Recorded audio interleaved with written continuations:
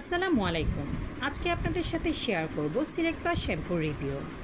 আর এই শ্যাম্পুটি আমাদের ফেস এবং চুল দুটোর জন্য খুবই উপকারী একটি উপাদান। এই সিলেক্ট প্লাস শ্যাম্পুটি কয়েক মিনিটের মধ্যে মাথার খুশকি দূর করতে সক্ষম।